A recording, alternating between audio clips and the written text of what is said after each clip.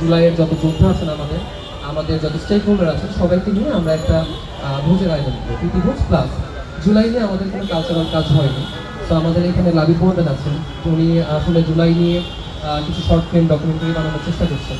তো আমাদের কিছু ডকুমেন্টারি আছে, তো আমরা চেয়েছি যে এই ডকুমেন্টারিগুলো মানুষদের সামনে উন্মোচন হওয়া উচিত এবং বিভিন্ন শহীদদের আত্মজীবনীমূলক ডকুমেন্টারি আমাদের করা হচ্ছে। তো আমরা প্ল্যান করি যে আমরা শাহবাগ মোড়ে এমন একটা ডকুমেন্টারি আয়োজন করবো, কিছু কালচারাল প্রোগ্রাম থাকবে এবং আওয়ামী লীগের এই নিষিদ্ধ হওয়ার পারপাসে আমরা একটা সেলিব্রেট করবো। তো সেই উদ্দেশ্যে আমাদের এখানে আজকের এই আয়োজন। আজকের এই আয়োজনে সার্বিকভাবে যারা সহযোগিতা করেছেন, মিডিয়ার ভাই থেকে শুরু করে অন্যান্য যারা ভাই আছেন যে বিভিন্ন পলিটিক্যাল বা বিভিন্ন ফেসবুক পেজে কাজ করেন, সবাইকে আমরা আমাদের পক্ষ থেকে আন্তরিকভাবে ধন্যবাদ জানাই। বাংলাদেশ আওয়ামী লীগ আপাতপক্ষে নিষিদ্ধ, তবে তারা আইনত পার্মানেন্টলি তারা বিরুদ্ধে যায় না।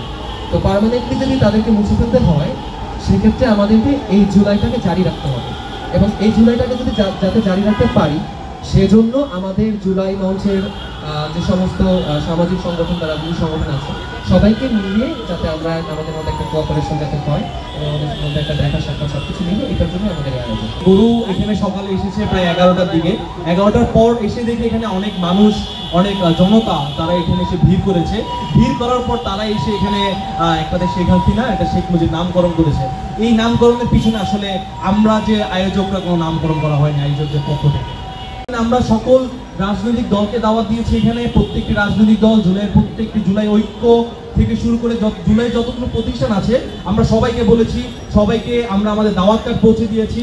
আমরা চেয়েছি সবাই আসুন এবং জাতীয় নাগরিক পার্টি থেকেও আশা করি শুধু জাতীয় নাগরিক পার্টি না, প্রত্যেকটি রাজনৈতিক দল থেকে কেউ না কেউ আমাদের এই প্রোগ্রামে উপস্থিত থাকবে ইনশাআল্লাহ। আমাদের আজকের আয়োজনের শুরুতেই আমাদের একটি যেটা কিছুক্ষণ আগে রাফি ভাই বললো, জুলাইয়ের পর আমাদের আসলে সাংস্কৃতিক আয়োজনগুলো খুব কম হয়েছে, সেক্ষেত্রে আমরা শুরুতেই শুরু করবো সাংস্কৃতিক আয়োজন দিয়ে। পাশাপাশি আমাদের এখানে ডকুমেন্টারি প্রদর্শন হবে, বেশ কয়েকটি ডকুমেন্টারি আমরা দেখাবো। ডকুমেন্টারি দেখানোর পরে আমরা আমাদের যে গণভোজ কিংবা যে খিচুড়ি কিংবা তেহরি পরিবেশন, সেখানে আমরা চলে যাবো।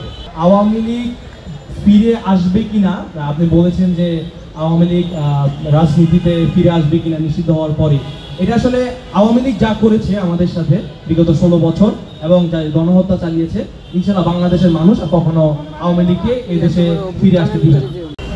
অলরেডি গেজেট পাস হয়েছে এবং আমরা সরকারকে সাধুবাদ জানাই অতি দ্রুত এই গেজেটটা পাস করার জন্য। অদূর ভবিষ্যতে যদি আওয়ামী লীগ দলীয়ভাবে নিষিদ্ধ হয় বিচারিক প্রক্রিয়ার মাধ্যমে, ইনশাআল্লাহ আমরা সেদিন সারা বাংলাদেশ জুড়ে প্রোগ্রাম করব।